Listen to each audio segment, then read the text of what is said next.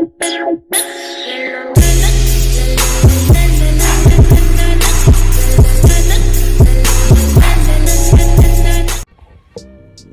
going on, YouTube? Hey man, this is another episode of CRizzy Takes, episode 6. Do me a favor, man, before I even get into the video, man.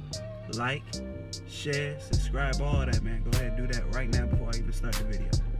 Listen, man, this is my preview of the Hurricane Tar Heels football game. This game is on Thursday night. It's a blackout on ESPN. I don't know if it starts at 7, 8 o'clock, whichever one, it don't really matter. I'm glad it's a Thursday night game because I want to be able to watch. I think there's some good games on Saturday, and I like being able to just sit back and chill, stress-free. So it'll be nice, you know, just get this game out the way, kind of move on with it. So first off, just starting off right off the bat, North Carolina is getting some suspended players back. I know they had about I think it was like 17 players suspended over the off season for selling some Nike shoes or whatever, man. NCAA stupid. Their rules make no sense to me, but I know a couple of their players came back, are coming back. Not all of them, but a couple of them. Two big ones that I know, at least that when I heard their names, I knew who they were, are Chad Surratt, that's their starting quarterback, or at least he was last year, and I don't know how to really pronounce his name. I think it's Bo Corrales. He's a receiver for him. He's pretty good. Bo Corrales, only reason I really remember Bo Corrales is because last year in the game that we beat him, he caught a touchdown and threw the U upside down. I think that's like the third straight year that they did that. And I'll get into that later on too. But so that's who they have coming back. I don't think UNC's really announced who their starting quarterback is going to be, whether they're going to stick with the guy that they've been with so far this year, or if they're going to go with Chad Surratt. The guy that they've been starting this year is Nathan Elliott. Nathan Elliott had a pretty rough game. In game 1, he threw 4 interceptions. He didn't make that much of an impact against ECU in that loss. And then last week he did pretty good. I think he went 22 for 31 or whatnot in the win against Pittsburgh. So, you know, UNC, by the way, is 1-2. They lost their first game to California, 24-17. Even though really late in the game they was down 24-3, and then they got 2 garbage time touchdowns. So that game was nowhere near as close as it seemed. Then they got beat up by ECU at ECU, but it's ECU, man. And they lost to them 41-19. And then they had that game against UCF postponed. They say postponed, I'm gonna say canceled. And then they just beat Pittsburgh last week, so they're 1-2. Miami obviously 3-1. Lost to LSU week 1. Savannah State we beat. Toledo, then FIU. So I'm gonna just jump right into it. As far as North Carolina's offense go, I'm gonna be real with you. No team in the nation's in the country, offensive wise, scares me because of how talented our offensive weapons are. But as far as their weapons go, I know they got a big running back named Antonio Williams. He's probably their best running back on their roster. He's gonna take that. He's gonna tote the ball, and he's gonna get some tough yards in this game on Thursday. But it's nothing really to be concerned about. Their best receiver, in my opinion, is Anthony Ratliff Williams, and Daz Newsome. Daz Newsome is from Hampton, Virginia. That's where I'm at right now. And I know Antonio Ratliff Williams is a good player. He's from North Carolina, where I was born. So, but those two players, those are pretty much going to be the biggest names. That's who they're really going to look for. Those are the guys that are going to make the plays. I'm sure Diego Corrales, or however you say his name, he's going to make some plays too. But Ratliff Williams, Antonio Williams, and Daz Newsome are going to be the biggest playmakers that they have on that side of the ball. Nathan Elliott or Chad Surratt could be their quarterback. I don't really know. They haven't really announced it. So that's about it for that. Defensively, they have a okay defense, but I'm not going to call it stout or anything. I mean, this same defense gave up 41 points to ECU, and they gave up 35 points last week to Pittsburgh. And I just got done watching the ECU game. I just got done watching that full game all the way through. They don't have the full Pittsburgh game up, so I just watched the ECU game. Those corners that North Carolina has, they're gonna let those corners just stay on the island defensively for North Carolina. Though their coaching staff is perfectly fine with letting those guys stay on the island and play by themselves, and that's cool. But one thing that I saw is that they can be had. ECU's receivers really was taking it too. And KJ Sells is a corner that was holding his own. He was doing a good job. He did a good job shutting down his responsibility. But for the most part, from what I saw, the other corners were food. Plain and simple. That's what I saw. The other corners were absolutely food. So I think in this situation, around the second, third quarter, we should be able to give guys like Jeff Thomas. I know Amon Richards isn't playing, but guys like Jeff Thomas, Brevin Jordan as a tight end, Lawrence Cager. Come on, Lawrence Cager's like 6'5", 6'6". Those type of guys should be able to have their way with these cornerbacks, man, because those guys were food against ECU, and ECU does not have the receiving talent that we have. They just plain and simple don't.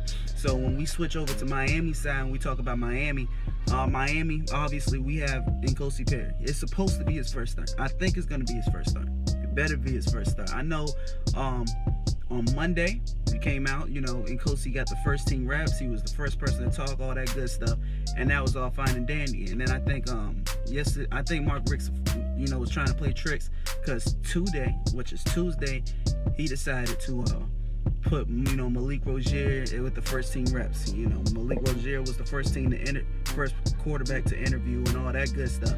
But hopefully, what I'm hoping is that he's just playing with us right now. That he's just, because I don't think you can come out there and try Malik Rozier out there, man. I just don't see how you do it. And N'Kosi Perry was far better on set, to the point. And N'Kosi Perry played the whole game. Malik Rozier went out there, he played 2 possessions that we didn't score, and then we put N'Kosi Perry in, and he threw 3 touchdowns. We won the game. In my opinion, we won the game 31-0. I know the final score says 31-17, but we went up 31-0, and then Mark Richt, for whatever reason, put in his third and fourth stringers. But I'm gonna say this: if I am right, and that was Malik Rozier's last start, I want to say thank you to Malik Rozier, man. I know a lot of Canes fans ain't gonna say that because they have a problem with him because of how not good he was. I don't have a problem with Malik Rozier. That was never my problem. My problem was with Mark Richt for not benching Malik Rozier. Malik Rozier was doing his best. He was doing his best. I truly believe he did everything he could. It's not like he was going out there and purposely missing throws and purposely, making the terrible decisions he was making, passes he was making. I just think that was the best he could play. He was playing within his limits. And, for what it's worth, what he did is he did do some stuff. You're getting some of the best moments of last year's Hurricanes team came directly from Malik Rozier. We beat Florida State because Malik Rozier went down the field. And one moment that I'm never going to forget for the rest of my life as a Canes fan is Malik Rozier pumping up the Florida State crowd and then throwing a touchdown on them to win the game. That's a memorable moment, and everybody will remember that. So I don't have a problem with Malik Rozier. I want to say thank you to Malik Rozier. I got love for him. First 10-win season since 2004, he was our quarterback. So I got love for Malik Rozier. So offensively, man, that's pretty much the only news. I don't think we have any injuries. I know Amon Richards is injured, so I'm saying he's not coming back yet. So apparently it looks like hopefully his first game back will be against Florida State. But other than that, I don't think we have much, going. Like I said, our receivers should be able to take care of them. Running wise, we should be able to run the ball against them. I think DJ Dallas needs to get the majority of the carries.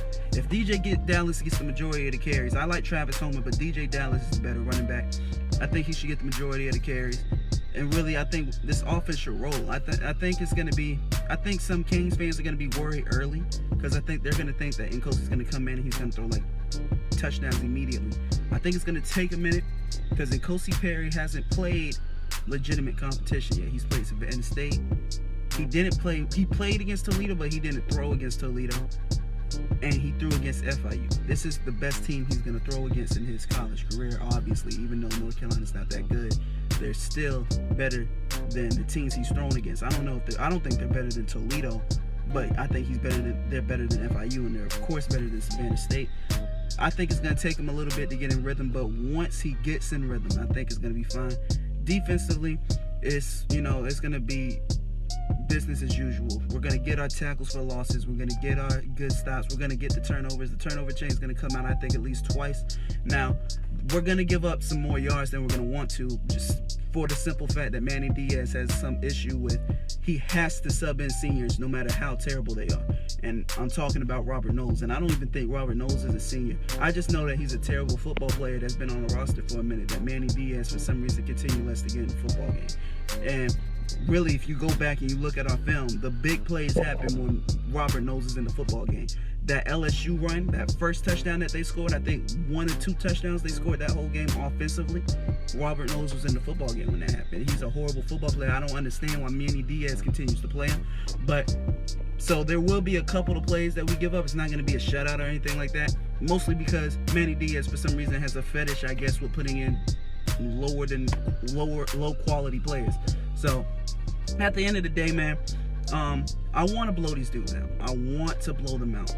I want to blow UNC out every year for the rest of my time watching these games because I hate their football program. And I know how funny that is coming from a guy who's a North Carolina Tar Heel basketball fan. But as far as their football program, I can't stand them for the simple fact of what they've done in terms of disrespecting the youth and what they did. I think my freshman year, so that was 2015, you know, Marquez Williams, you know, he runs into the end zone, throws the U down. Ryan Switzer gets a punt return, gets into the end zone, throws the U upside down. Then last year, they did the same thing, threw the U upside down, all that stuff. I can't, so that bothers me. I want to put up 50 on these fools, and I think we could if we wanted to. We could. Because this North Carolina team last year, which I think was a more talented team than this North Carolina team, had 50 put up on it by Virginia Tech, who we beat by 18. So if we wanted to put up 50 points, I think we could put up 50 points. But I think we all know that Mark Richt's not going to do that. I'll get into that too in a second, but I'm just going to say my score prediction right now. I think we win this game 35-19. I say really, we jump ahead early. I say really the score, a firm score would be 35-13.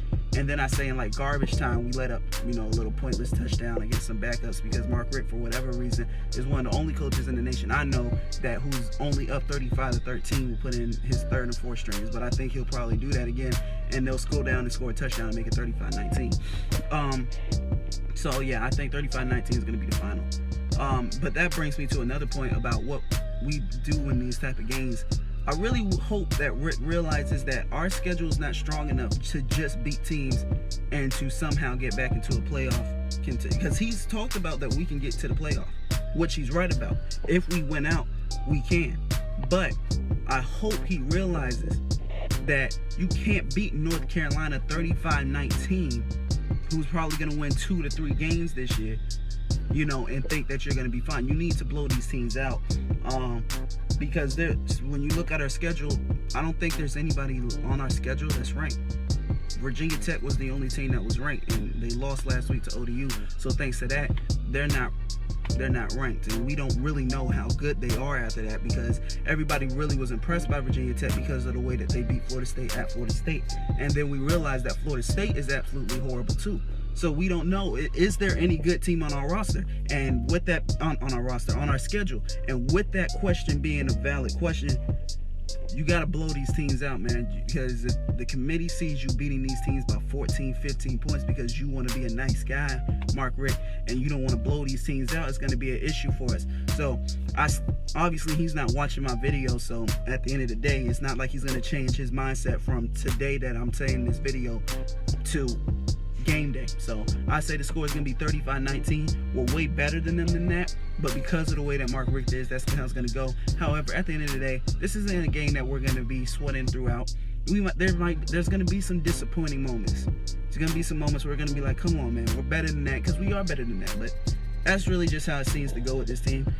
As long as we're winning is how I've kind of started to look at this, because there's been games that we've lost with Al Golden where it's like, how did we lose that football game? And I don't think we've had one. There was one with Mark Richt against Pittsburgh, obviously, but there's a lot less of those than there used to be back in the day. This could have been a game that is one of those, how did we lose that type of games under Golden? We don't really have one of those, but nowadays it's more like, how did we not blow them out?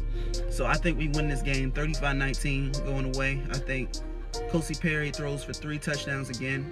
I say DJ Dallas gets in the end zone. I say Travis Homer gets in the end zone. I said earlier, I think the turnover chain comes out twice. I say that Nathan Elliott throws Nathan Elliott or Chance Surratt, I don't really care. I'd say they throw 2 picks. And yeah, man, it's going to be a comfortable win. I think we go to 4-1 going up against Florida State. So, yeah, man. So this was CRizzy Takes episode 6. I got the Bucks Bears preview coming soon. Thank you for watching. Like, share, subscribe, and I'll see you next time. Green calls, don't call immigration.